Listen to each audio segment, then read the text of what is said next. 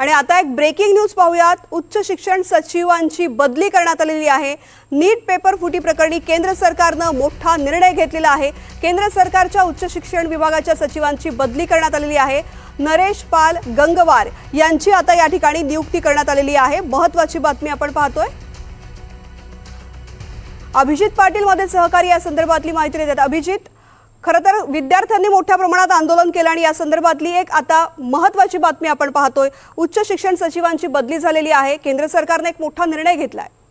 आपण जर पाहायला गेलं तर केंद्रीय स्तरावर आज काही सचिवांच्या बदल्या करण्यात आल्यात। खरं तर हे पाहायला गेलं तर वरून दिसतंय की हे नियमित बदल्या आहेत। मात्र या ठिकाणी उच्च शिक्षण विभागाचे जे सचिव आहेत विनीत जोशी यांची बदली करण्यात आली। खरं तर हा योगायोग असू शकत नाही। आपण जर पाहिलं तर जंतर मंतरवर विद्यार्थ्यांचे ज्या प्रकारे आंदोलन सुरू आहे, ज्या प्रकारे विद्यार्थ्यांचा रोष आहे, हे पाहता सरकार निर्णय घेतंय का असं दिसतंय। या ठिकाणी जर आपण बघितलं तर उच्च शिक्षण विभागाचे जे सचिव होते विनीत जोशी यांची बदली करण्यात आली आणि त्याच जागी नरेश पाल गंगवार म्हणून जे IAS आहेत राजस्थान केडरचे, त्यांची या ठिकाणी उच्च शिक्षण विभागाच्या सचिवपदी नियुक्त करण्यात आलेली आहे। त्यामुळे ही नियुक्ती खऱ्या अर्थानं खूप मोठी घडामोड पाहायला मिळते।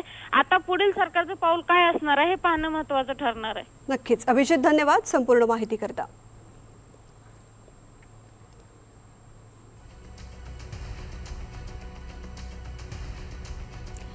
तर उच्च शिक्षण सचिवांची बदली करण्यात आलेली आहे। नीट पेपर फुटी प्रकरणी केंद्र सरकारने अतिशय मोठा निर्णय घेतलाय।